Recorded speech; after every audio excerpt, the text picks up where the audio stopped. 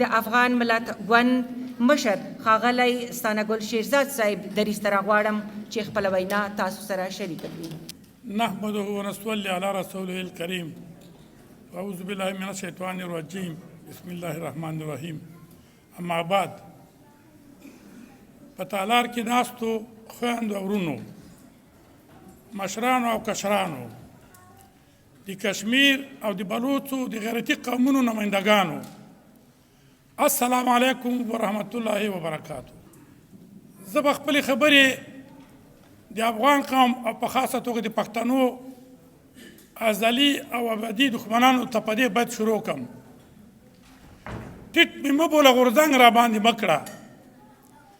ټیټ مې مه بوله غورځنګ را باندې مه کړه. زه په همدې افتادګۍ کې لوی ګړنګ یم.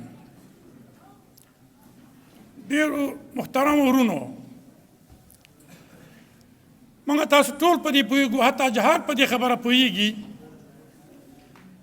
چې افغانستان او لوی افغانستان د جرګو او مرکو وطن دی. دلته زموږ یو لوی محقق، د معاصر تاریخ محقق او د کلتور محقق ښاغلی لیوال صاحب تشریف لري. هغه ته په دې هکله ډېر معلومات وي. موږ خو صرف دایم په دې سیاسي اړخ کې منډې ویو، خو د اریایانو په وخت کې د سمیتي او سبا په نامه د افغانستان په خاوره جرګې کېدلې، چې د سبا معنا د جرګې د مشورو او د مشورتي د جرګې شورا او د مجلس او د مشورتي مجلس په معنا ده په سانسکریت کې. کله چې د باغ د خاورې نه دوه تمدنونه کوچېږي، یو شرق ته د بیدي په نامه او غرب ته د استایي په نامه، دغه د سبا او سمیتي کلمه هندوستان ته ځي، چې اوس هم په هندوستان کې د سبا په نامه دغه کلمه د هندوستان په پارلمان کې استعمالیږي. د لوک سبا د عوامو مجلس او راجیه سبا د عیانو مجلس یا د مشرانو مجلس په نامه اوس هم دا کلمې موجودې دي. د هغه وخت نه په افغانستان کې او د افغانستان په دې خاوره باندې د جرګو سیستم موجود و. د غزنویانو په وخت کې الپتاګین په غزني کې په جرګې وټاکل شو. په هرات کې د درانیانو مشر زمان خان د احمدشاه بابا پلار د جرګې په اساس هلته مشر وټاکل شو، او بیا وروسته میرویس نیکه، احمدشاه بابا، امیر شیر علي خان، امیر حیدربان، امیر حبیب الله خان، غازی امان الله خان، الحضرت ظاهر شاه په وخت کې لومړی رئیس جمهور محمد داود خان، د ډاکټر نجیب، او بیا وروسته د کرزي صاحب په وخت کې او د ډاکټر صاحب غني په وخت کې وخت په وخت په افغانستان کې جرګې رابلل شوي. دغه جرګه بیا په دوه برخو ویشل شوه. یوې ته جرګه ویل شول، یوې ته لوی جرګه. جرګه هغه ته ویل کېږي یا استعمالیږي چې د دوو قومونو، د دوو کورنیو او د دوه کسانو ترمنځ اختلاف حلوي، او چې د ملي مسایلو په کې تصمیم نیسي، هغه د لوی جرګې په نامه ونومول شوه. چې وروسته د افغانستان په اساسي قانون کې لوی جرګې ته خپل صلاحیتونه ورکړل شول، چې د زعامت ټاکل، د اساسي قانون تصویب او د زعامت ټاکل، د اساسي قانون تثبیت او د سرحداتو تثبیت او صلاحیت، همدارنګه په مهمو ملي مسایلو کې تصمیم نیول، دا د لوی جرګې صلاحیتونه وبلل شول. اوس که زه د ټولو په محتوا غږېږم، خبره ډېره اوږدېږي، نورو هم خبرې کوي، زه به د یو محتوا په لنډه توګه تاسو ته وایم. میرویس نیکه په مانجه کې مشر وټاکل شو. هغه د پاچاهۍ او لقب قبول نه کړ، د نیکه په نامه ونومول شو. خو تاسو نتیجه ولیدله چې نه یوازې دا چې په هغه وخت کې د صفویان چې په ایران کې پاچاهي لرله او نیم افغانستان یې په لاس کې و د هغوی استعمار ته د پای ټکی کېښود بلکې ټول ایران باندې د افغانانو شاهنشاهي جوړه شوه او شاه محمود هوتک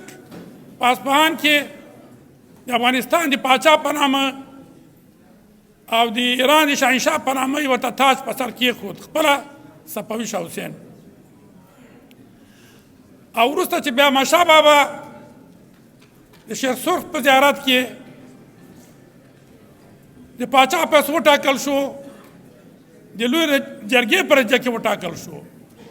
نتیجه دا شوه چې دا موجوده افغانستان یعنې لوی افغانستان بنیاد یې کېښود او نه یوازې چې د لوی افغانستان بنیاد یې کېښود لوی امپراتوري جوړه کړه احمدشاه بابا په آخري سفر ته چې د هند نه راوګرځېدلو په مارګله کې ودرېدو دا ټک نه پورې غاړه مارګله او افغاني مشرانو ته مخ ور واړوو چې شاته خاورې د موږ نه دي صرف د دې په خاطر په هغو خلکو نظر ساتو چې زموږ پر ضد اقدام ونه کړي زموږ خاوره د امونه تر دې مرګلې پورې ده او نوم افغانستان پخوا هم یادېدو پر کېښود رسما وروسته بیا د امیر حبیب الله خان په وخت کې چې په لومړی عمومي جګړه په دوی عمومي جګړو کې جګړې پیښې شوې امیر حبیب الله خان په لومړۍ جګړه کې لویه جګړه وغوښتله او په افغانستان باندې د دواړو خواوو نه فشار و یو خوا انګلیس پر افغانستان فشار اچولو چې د انګلیس ملاتړ وکړي په دې نړیواله جګړه کې او د بل خوا نه جرمني ونه خواهشات کول چې زموږ ملاتړ وکړي خو د افغانستان خلکو تصمیم ونیولو او خپله بېطرفي اعلان کړه چې په نهایت کې د افغانانو په ګټه تمامه شوه بله لویه جرګه زه فقط د څو جرګو چې دا اخرنۍ محتوا یې درته وایم د داود خان په فرمایش چې صدر اعظم و په 1943 کال کې په کابل کې روبلل شوه چې وزیر صاحب محمد خان یې مشري کوله دا وخت انګریز وتلی و د انګریز ځای ناستی پاکستان جوړ شوی و خو د پښتنو ستونزه حل نه شوه او د پښتنو خاورې چې د انګریز په لاس کې وې پاکستان ته وسپارلې نو په کابل کې لوی شوې لوی جرګې پرېکړه وکړه چې موږ نه پاکستان منو تاسو به معلومه وي چې کله پاکستان د ملګرو ملتونو غړی کېدو د افغانستان استازي په ملګرو ملتونو کې رایه ورنه کړه او نه د ډیورنډ کرښه منو نن چې پاکستان او د پاکستان ګوډاګي د لوی جرګې اختلاف کوي پاکستان پوهیږي چې دا ګزار ما باندې د افغانستان لوی جرګې کړی دی او بل هر څوک دا صلاحیت هم نه لري چې د په خلاف قدم پورته وکړي اقدام وکړي د دغه تاریخي تسلسل د شاته ناستو ټولو معززو دوستانو ته هیله کوو چې خیر ده تاسو خبرې مه کوئ تر څو مشر خبرې وکړي د دغه تاریخي تسلسل چې د جرګې او د لویو جرګو په افغانستان کې را روان دی د دغه زنځیر اخرنۍ کړۍ د خیبر د 11مې تاریخي لویه جرګه ده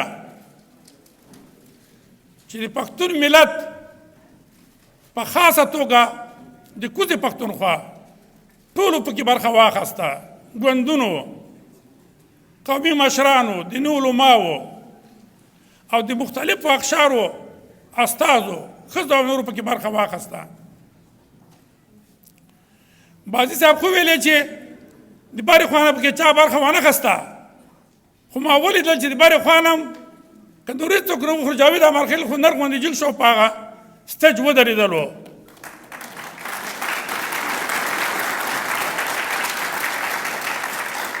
بس هماغه یو نفر هم زموږ ټولو نمایندګي کوي کنې پکې ډېرو برخه اخیستې ده ما ته معلوم دي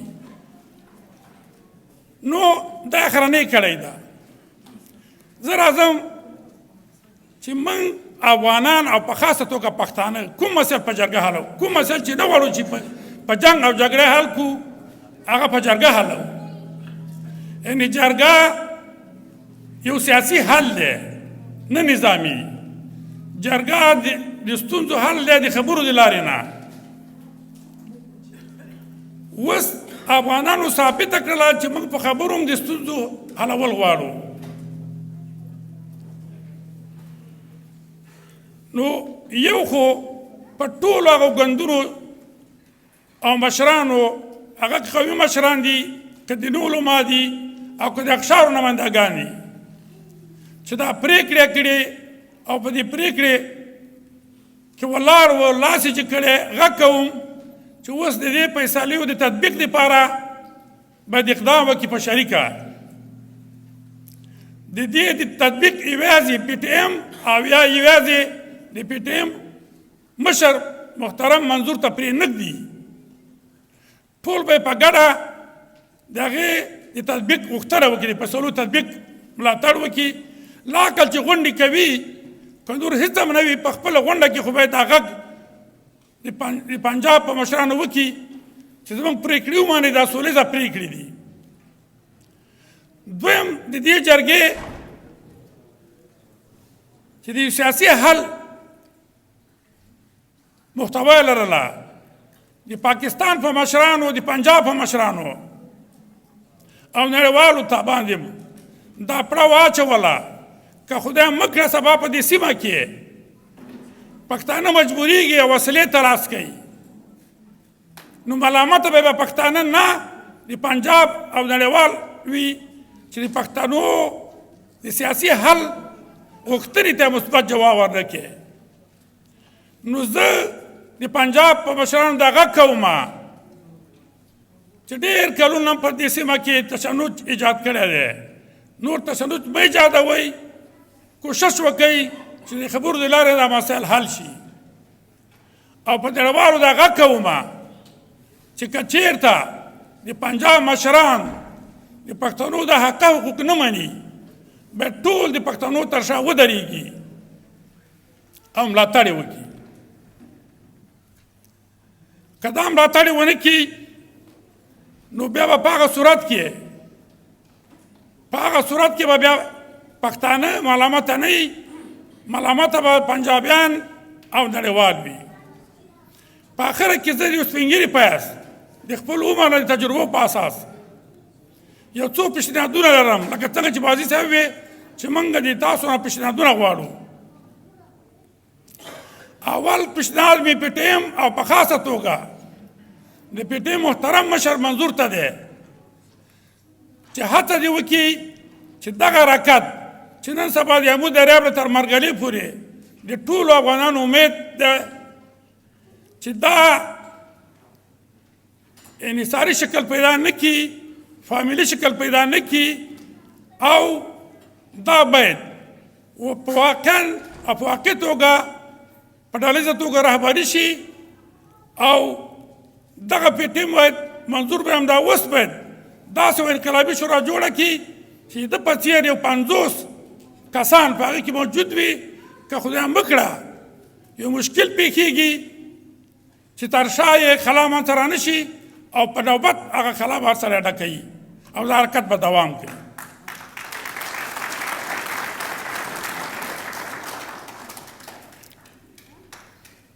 همدارنګه زه په اروپا کې د پی ټي ایم مشرانو او ټولو پلویانو باندې غږ کوم چې دې غونډو نه زموږ هدف دې کې شک نشته چې موږ د خیبر د لوی جرګې د پرېکړو ملاتړ کوو او په تاسو مې غږ کوم چې خیبر د لوی جرګې د پرېکړو ملاتړ کوئ که څوک کوي لاس جګ کوي په تام اکثریت ټول لاس جګ کوي موږ یې ملاتړ کوو خو زموږ هدف د دې نه دا دی چې موږ د پنجاب د مظالمو چې په پښتنو باندې په بلوڅو باندې په کشمیریانو باندې کوم مظالم کیږي دا आवाज د نړۍ هغه ادارو ته ورسوو څوک چې ځان د بشر د حقوقو مدافعین بولي څوک چې د انسانیت ته دفاع کوي څوک د جمهوریت او ولسواکۍ دفاع کوي او زما پیشنهاد د پی ټي مشرانو ته دا دی چې دې نه وروسته دا خپلې غونډې بابت هغه ادارو مخې ته کوو څوک چې د انسانیت دعوه کوي څوک چې د بشر د حقوقو مدافعین دي ځان بولي او څوک چې د جمهوریت او د ډیموکراسۍ ملاتړ کوي او هغوی ته باید دغه ټول مظالم په مخه کیږدو او په آخر کې زما د ټول نه هیله دا ده چې دغه حرکت چې د ټولو افغانانو شریک حرکت دی ټول باید په شریکه د آواز د نړۍ ګوټ ګوټ ته ورسوو او دغه مظالم چې نن سبا په پښتنو باندې کیږي لکه مخکې چې بعضي صاحب ورته اشاره وکړله شیډل فور دی که څلورم شیډل دی چې په هغې کې د انسان نه ټول مدني حقوق اخیستل کیږي ټول په 21مه پېړۍ کې ټول به حتی د مالکیت حق ور اخیستل کیږي او د یو پسه په څېر خیال انسان ته کوي چې په کتابخانه کې ولاړ هر وخت چې زه غواړم تا وژلی شم دا باید دې دپاره موږ وکیلان ونیسو دا باید د دنهاک محکمې ته او نورو نړیوالو محکمو ته باید دا وړاندې کړو په دې لار کې زه هر رنګه سیاسي او مالي همکاري ته تیار یم او دا کار باید په شریکه وکړو او دغه ظلمونو غږ باید موږ جهان ګوټ ګوټ ته ورسوو او موږ باید د خپلو ورونو سره په دغه تکلیف کې به دوی یوازې پرې نه کړو او دوی به د احساس نه کړي چې موږ یوازې پاتې یو باید موږ تاسو هر نوع قربانۍ ته تیار شو او په پای کې او یوه خبره آخري دا ده تاسو به اورېدلې وي چې زلمي خلیلزاد په انګلستان کې منیر ته ورته ووایي د پاکستان لوی درستیز ته چې په پاکستان کې ته د یو قصاب په نامه یا شهرت دې پیدا کړو تا ته د قصاب کلمه استعمالیږي دا دی خبره نه ده په هغه مرکز کې چې د پاکستان دفاع کوي او د لوی قوت یو سیاسي همکار ورته د قصاب کلمه استعمالوي دا ځکه چې دوی واقعیت دا کار کړی زه چې خبر شویم همدا اوس د پی ټي ایم د مشرانو د وژلو پرامنده ورکړي دي په خاصه توګه د منظور موږ باید مخکې نه ټولو جهاني مؤسسو ته ټول د بشري حقوقو مدافعینو ته او ټول بشري ادارو ته او حکومتونو ته دا پیغام ورسوو که د پی ټي ایم هر سړی ترور کېږي مدعي د پاکستان د پوځ لوی درستیز منیر دی او د آیسیا مشر دی دا د موږ مدعیان دي او دا باید سړی محکمې ته راکش کړي ډېره مننه ستاسو د توجه نه